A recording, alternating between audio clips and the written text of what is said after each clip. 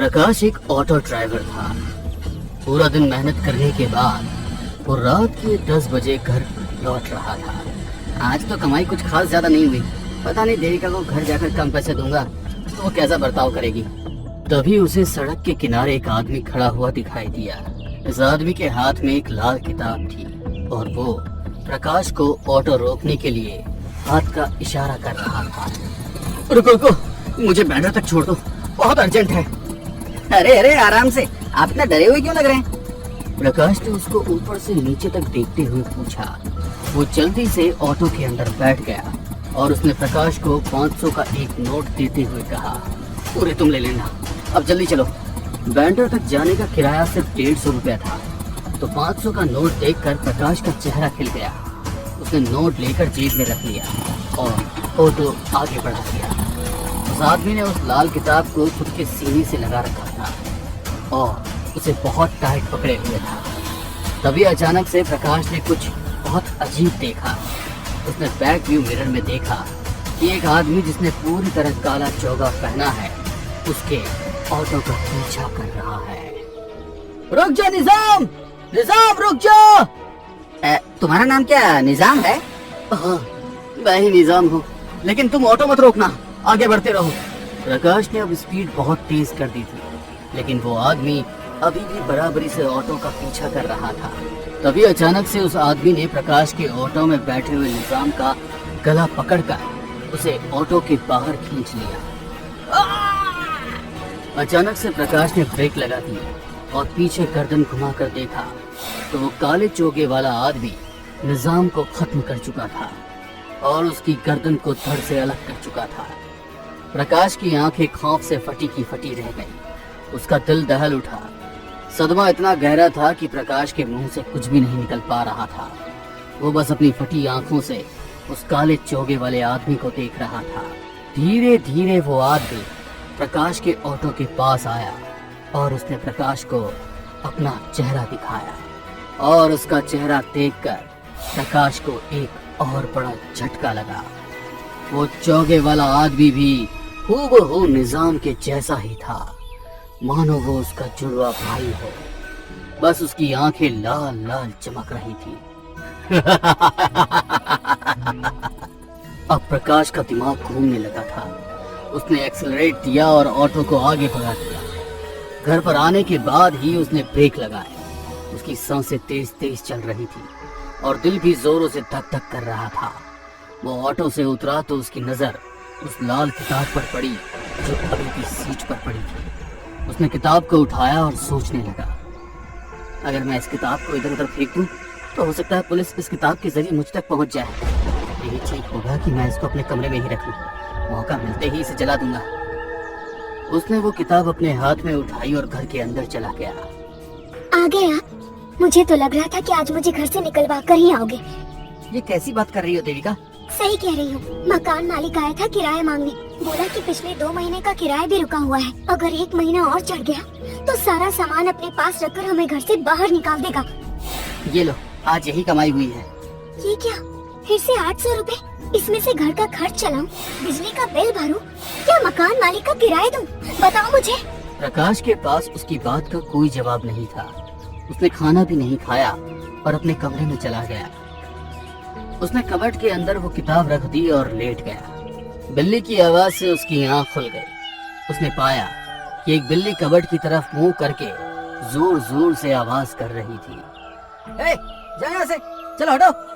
बिल्ली को जैसे प्रकाश का कोई डर नहीं था। वो लगातार कबर्ड की तरफ मुंह करके म्याऊं म्याऊं कर रही थी। क्या हो गया ऐसे? ऐसे कबर्ड के ऊपर यहाँ क्यों आवाज कर रही है? प्रकाश उठा और उसने कबर्ड खोल दिया। कबर्ड के खुलते ही वो लाल किताब जमीन पर गिर गई और वो बिल्ली वहां से भाग गई। ये किताब? वो किताब देखते ही उसे कुछ घंटों पहले गुजरा वो खौफनाक मंजर याद आ गया। ऐसा क्या था इस किताब में जो आदमी इसको जान से लगाकर चल रहा था? और जिस आदमी ने इसको मारा उसने किताब क्यों नहीं ली? उसने किताब को खोला और बैठकर पढ़ने लगा। हमजाद का चिल्ला। अगर आप भी अपनी मनचाही ख्वाहिशें पूरी करना चाहते हैं तो आप हमजाद को बुला सकते हैं। वो आपकी हर परेशानी दूर कर देगा। ये हमजाद क्या होता है?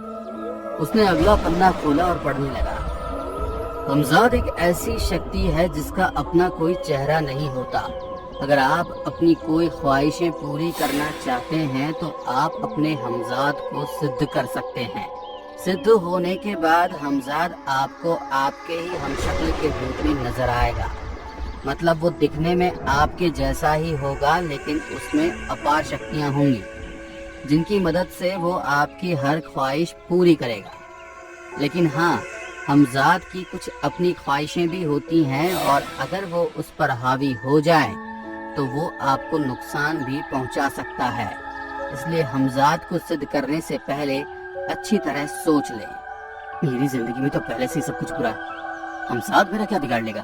और अगर मैंने उसे सिद्ध कर लिया तो फिर मेरे पास किसी चीज की कमी नहीं होगी। और उसके बाद अगर हमजाद अपनी मनमानी कर भी लेगा तो मेरा वो क्या ही बिगाड़ पाएगा। प्रकाश ने पढ़ा कि उसको कौन कौन सी चीजों की जरूरत पड़ने वाली है और अगली रात वो सभी सामग्री अपने साथ ले आया।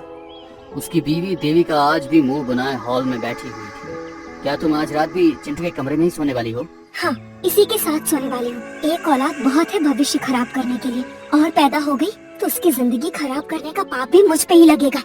ये कहकर वो चिंटू के साथ कमरे में चली गई। प्रकाश भी अपने हाथ में पकड़े झोले के साथ अपने कमरे में चला गया। उसने एक दूध की बोतल से अपने आसपास एक गोला खींचा। उस गोले के अंदर 7 मोमबत्ती जलाई और पीछों पीछ बैठ गया। फिर उसने उस किताब को खोला और पढ़ने लगा। किताब में लिखी भाषा हिंदी थी, लेकिन जो शब्द पढ़ने में आ रहे थे वो अरबी भाषा के लग रहे थे। जब सिद्धि पूरी होने का समय आएगा तो हमजाद आपको कुछ न कुछ भयानक दृश्य दिखाकर डराने की कोशिश भी करेगा।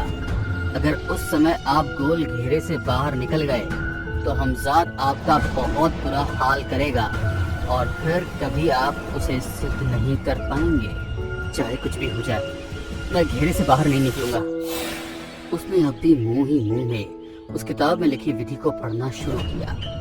2 रातों तक तो कुछ भी नहीं हुआ, लेकिन तीसरी रात को उसने अपने आसपास किसी की मौजूदगी महसूस की। सांस लेने की भयानक आवाजों ने उसके दिल को दहलाने की कोशिश की, लेकिन वो अपने गहरे में बैठा रहा और किताब पढ़ता रहा। तभी उसने देखा कि कमरे में एक काली बिल्ली आई है। वो प्रकाश की तरफ किसी इंसान की तरह घूर कर देख रही थी। तभी चिंटू वहाँ पर आ गया। प्यारी बिल्ली, तुम यहाँ क्या कर रही हो? वो बिल्ली को सहलाने लगा। तुम तो बहुत खूबसूरत हो, तुम्हारा तो मांस भी बहुत टेस्टी होगा। ये कहते हुए उसने बिल्ली की गर्दन मरोड़ दी। चिंटू, ये क्या कर रहा है? प्रकाश ये देखकर हैरान रह गया। चिंटू शरारती अंदाज में मुस्कुराया और बोला, पापा डरो नहीं, देखो मैं इसका मांस कैसे खाता हूँ। ये कहकर चिंटू ने बिल्ली की टूटी गर्दन अपने मुंह में ले ली और उसका मांस चबाने लगा। ये देखकर प्रकाश को उल्टी जैसा होने लगा। वो अपने घेरे से बाहर निकलने वाला था और तभी, नहीं, चिंटू ऐसा नहीं कर सकता। जरूर ये भ्रम हमजाद ही पैदा कर रहा है। वो अपने घेरे में ही बैठा रहा, लेकिन तभी एक बड़ा सा तीर खिड़की से अंदर आया और चिंटू के पेट के आर पार हो गया। चिंटू! ये देखकर प्रकाश का दिल दहल उठा और उसकी आंखों से आंसू निकल पड़े। भला एक बाप कैसे अपनी औलाद को इस तरह मरते हुए देख सकता था। इसीलिए वो उठ गया, लेकिन तभी उसने फिर से अपने दिमाग पर जोर दिया और घेरे से निकलने वाले पैर को वापस ले लिया। ये सिर्फ भ्रम है और कुछ नहीं। चिंटू तो अपनी मम्मी के साथ अपने कमरे में सो रहा है, वो भला यहाँ कैसे आ सकता है? वो घेरे के अंदर बैठा हुआ किताब को पढ़ता ही रहा। अब रात के 2 बजने वाले थे। कमरे की खिड़कियां अपने आप खुल गई और तेज तूफानी हवाएं अंदर आने लगी, लेकिन प्रकाश अभी भी अपनी जगह से नहीं उठा। तभी खिड़की से बहुत सारी मधुमक्खी अंदर आकर प्रकाश के शरीर पर चिपक गई। प्रकाश को बहुत ही ज्यादा दर्द हो रहा था। मधुमक्खियां इस तरह से उसके शरीर को काट रही थी जैसे हजारों सुई चुभ रही हो, लेकिन अभी भी वो अपनी जगह से नहीं उठा और किताब में लिखे हुए शब्दों को पढ़ता रहा। तभी उसे ठीक अपने सामने एक काला सा धुआं जमा होता हुआ नजर आया। उसने पाया कि सामने एक काले चोगे वाला आदमी खड़ा है। प्रकाश, तुमने मुझे सिद्ध कर लिया है, मुबारक हो। उसके इतना कहते ही सारी मधुमक्खियां वापस कमरे के बाहर चली गई और खिड़कियां अपने आप बंद हो गई। तुम अपने हिसार से बाहर आ सकते हो प्रकाश। नहीं, मैं नहीं आऊंगा। क्या भरोसा तुम हमजाद हो कि नहीं? ठीक है, तुमको भरोसा नहीं हो रहा है तो देख लो।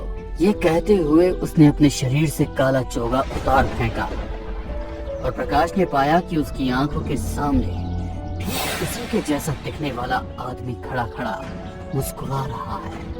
अरे वाह, मैंने तो हमजाद को सिद्ध कर लिया मैंने हमजाद को सिद्ध। ये कहते हुए प्रकाश अपने घेरे से बाहर निकला और उसने हमजाद को करीब लाना चाहा, लेकिन वो हमजाद के शरीर के आर पार हो गया। तुम मुझे गले नहीं लगा सकते हो प्रकाश, क्योंकि मैं तुम्हारा ही एक अंश हूँ, लेकिन मेरे पास वो शक्तियाँ हैं जो तुम्हारे पास कभी नहीं हो सकती।